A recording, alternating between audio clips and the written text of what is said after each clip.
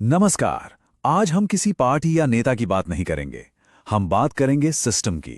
हम एक असली चुनावी नतीजे को परत दर परत खोल कर देखेंगे, ये समझने के लिए कि लोकतंत्र की मशीनरी काम कैसे करती है और बेहतर शासन का रास्ता कहां से निकलता है। चलिए शुरू करते हैं ये विश्लेषण। स्क्रीन पर जो आप देख रहे हैं वो है नौरिया पाखंग लकपा, मणिपुर का एक विधानसभा क्षेत्र। लेकिन यह महज एक नक्शा नहीं है, ये जमीन है और इस जमीन पर लोग रहते हैं। उनकी अपनी उम्मीदें हैं, अपनी परेशानियां हैं, अपनी कहानियां हैं। आज हम इन्हीं कहानियों को आंकड़ों की जुबानी समझने की कोशिश करेंगे। हमारी आज की पड़ताल 5 हिस्सों में बटी है। पहले हम लोगों की आवाज सुनेंगे, फिर हम चुनावी गणित को समझेंगे, उसके बाद हम देखेंगे कि जनादेश में दरार कहाँ आई, और फिर हम एक ठोस ब्लूप्रिंट पर बात करेंगे जो विश्वास बनाने की राह दिखाता है। अंत में हम राजनीति से आगे शासन की बात करेंगे। किसी भी चुनाव का विश्लेषण करने से पहले सबसे जरूरी है जमीन की आवाज को सुनना, वो असल मुद्दे जो लोगों की रोजमर्रा की जिंदगी पर असर डालते हैं, क्योंकि असली राजनीति की शुरुआत वहीं से होती है, लोगों के घर से, उनकी गली से। सोचिए, पीने का साफ पानी ये एक बुनियादी जरूरत है। जब किसी परिवार को हर सुबह इसी चिंता के साथ उठना पड़ता है, तो सरकार और व्यवस्था पर उनका भरोसा कैसे टिकेगा? ये सिर्फ एक शिकायत नहीं है, ये शासन की सबसे पहली परीक्षा है। यहाँ एक पूरी पीढ़ी की कहानी छिपी है। युवा पढ़ लिख कर तैयार हैं, उनमें सपने हैं, ऊर्जा है, लेकिन अवसर नहीं है। जब डिग्री के बाद नौकरी ना मिले तो ये सिर्फ एक नौजवान की निराशा नहीं होती, ये पूरे समाज के भविष्य पर एक सवालिया निशान लगाती है। ये मुद्दा सीधे सीधे लोगों की सुरक्षा और सेहत से जुड़ा है। हर साल मॉनसून का डर, गलियों में भरा पानी और बीमार पड़ने पर एक अच्छे अस्पताल का न होना, ये हालात किसी भी परिवार के लिए लगातार तनाव और चिंता का कारण बनते हैं। यहाँ दोहरी चिंता साफ दिखती है।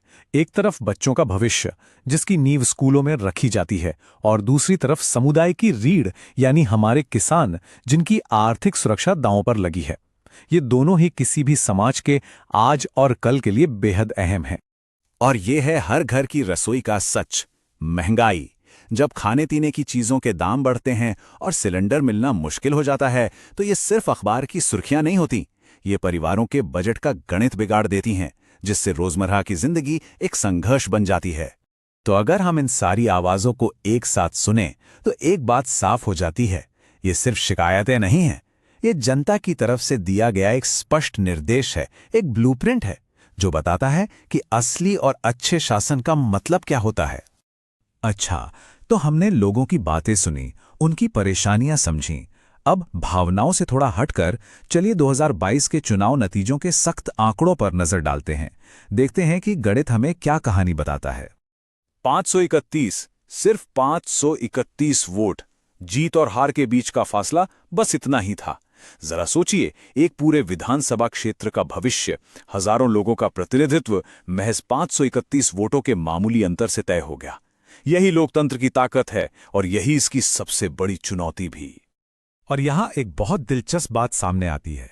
जो उम्मीदवार जीता, उसे कुल वोटों का सिर्फ 1/3 हिस्सा मिला, यानी लगभग 33.55%, जबकि बाकी के लगभग 66% वोट दूसरे उम्मीदवारों में बंट गए। इसका सीधा मतलब यह है कि 2/3 मतदाताओं ने असल में जीतने वाले उम्मीदवार के खिलाफ वोट दिया था। ये आंकड़े देखिए, 94% से ज्यादा का टर्नआउट। ये दिखाता है कि लोग अपने लोकतांत्रिक अधिकार को लेकर कितने जागरूक और सक्रिय हैं। लेकिन इस जबरदस्त भागीदारी के बावजूद नतीजा ये निकला कि विजेता के पास एक स्पष्ट बहुमत का जनादेश नहीं था। एक मजबूत लोकतंत्र में अपनी बात रखना, अपनी शिकायतें दर्ज कराना हर नागरिक का अधिकार और सम्मान है। हमारे संवैधानिक मूल्य भी यही सिखाते हैं कि हर व्यक्ति की गरिमा बनी रहे और सार्वजनिक संवाद जिम्मेदारी के साथ हो। तो अब हम इस विश्लेषण के सबसे अहम हिस्से में है, डायग्नोसिस। यहां यह समझना बहुत जरूरी है कि यह नतीजा किसी एक व्यक्ति की हार या जीत नहीं है। यह हमारे चुनावी सिस्टम की बनावट की वजह से हुआ है। ये एक प्रणालीगत समस्या है। तो समस्या की जड़ क्या थी? देखिए, लोगों में बदलाव की इच्छा तो साफ दिख रही थी, लेकिन उस बदलाव को चाहने वालों का वोट एक जगह इकट्ठा होने के बजाय कई उम्मीदवारों में बंट गया। इसे ऐसे समझिए कि एक रेस में एक मौजूदा चैंपियन को हराने के लिए 10 धावक दौड़ रहे हैं। अगर वो 10 अलग अलग दौड़ेंगे तो हो सकता है कि चैंपियन थोड़े से वोटों से ही फिर जीत जाए, भले ही उसे हराने वाले धावकों के कुल वोट मिलाकर उससे कहीं ज्यादा हों। हमारे first pass the post system में अक्सर यही होता है। और अगर हम इतिहास देखें तो ये कोई नई कहानी नहीं है। 1995 से 2017 तक इस सीट पर अक्सर 40% से भी कम वोट पाकर जीत हासिल की गई। 2012 और 2017 में भी विपक्ष के बटे होने का ही नतीजा था कि जीत किसी और को मिली। 2022 में भी पैटर्न वही रहा, वोटों का बिखराव। बस इस बार उस बिखराव का फायदा उठाने वाला बदल गया। तो सवाल ये उठता है कि इस बिखरे हुए जनादेश को जोड़ा कैसे जाए, लोगों के साथ वो टूटा हुआ भरोसा दोबारा कैसे बनाया जाए। तो अब हम समस्या के विश्लेषण से आगे समाधान की तरफ बढ़ते हैं। यहां हम एक ऐसे रोड मैप की बात करेंगे जो सिर्फ चुनाव जीतने के लिए नहीं, बल्कि लोगों का भरोसा और दिल जीतने का रास्ता दिखाता है। एक अनुशासित नक्कर प्लान। इस रास्ते की नींव 3 मजबूत खंभों पर टिकी है। पहला, शुरुआत लोगों के बीच जाकर उन्हें ध्यान से सुनने से होती है। दूसरा, एजेंडा, जो बंद कमरों में नहीं बल्कि कम्युनिटी लीडर्स के साथ मिलकर बने, सबकी भागीदारी से। और तीसरा, अपने समर्थकों को एक स्पष्ट 5 सूत्री योजना के साथ जोड़ना। इसका सबसे जरूरी नियम है, पहले सुनो फिर बोलो। ये कोई हवाई बात नहीं है, ये एक ठोस 90 दिन का प्लान है। पहले 30 दिन सिर्फ सुनने के लिए, अगले 30 दिन एक साझा एजेंडा बनाने के लिए, और आखिरी 30 दिन उस एजेंडे को लोगों तक पहुंचाने और अपने समर्थकों को तैयार करने के लिए। राजनीति एक मैराथन है, 100 मीटर की दौड़ नहीं। जब कोई लीडर लोगों की समस्याओं का डेटा इकट्ठा करता है तो वो महज जानकारी नहीं होती, वो लोगों का भरोसा होता है। भारत के डेटा प्रोटेक्शन कानूनों के तहत इस जानकारी का सम्मान करना और लोगों की सहमति का ध्यान रखना एक लीडर की नैतिक और कानूनी जिम्मेदारी है। और दिन के अंत में सारी रणनीति, सारे आंकड़े, सारा विश्लेषण इसी एक सच पर आकर टिक जाता है। लोगों को बड़े बड़े वादे नहीं चाहिए, उन्हें अपने नल में पानी चाहिए, अपने बच्चों के लिए एक बेहतर भविष्य चाहिए। यही उनकी असली मांग है और यही हर रणनीति का केंद्र होना चाहिए। तो इस एक विधानसभा क्षेत्र के विश्लेषण से हम राजनीति के भविष्य के लिए कौन से बड़े सबक सीख सकते हैं? एक ऐसी राजनीति जो ज्यादा जवाबदेह हो और जो डेटा और सहानुभूति दोनों पर चले। एक पुरानी कहावत है कि बटा हुआ घर खड़ा नहीं रह सकता।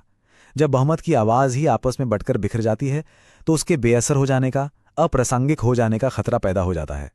बिखरी हुई ताकत असल में ताकत नहीं होती। तो भविष्य की राजनीति कैसी होनी चाहिए? वो डेटा की ताकत से चले, लेकिन उसका दिल सहानुभूति से धड़के। वो सिर्फ सत्ता हासिल करने की एक दौड़ न हो, बल्कि लोगों की बेहतर सेवा करने की एक होड़ हो, जहां पार्टियां इस बात पर मुकाबला करें कि कौन जनता के लिए बेहतर काम कर सकता है। यही सच्चा शासन है। अगर आप एक जन केंद्रित नेता बनना चाहते हैं और अपने निर्वाचन क्षेत्र का उत्थान करना चाहते हैं तो blueprintstrategies.ai से mgr@blueprintstrategies.ai पर संपर्क करें या 08042041602 पर कॉल करें। उद्देश्य राजनीति से परे।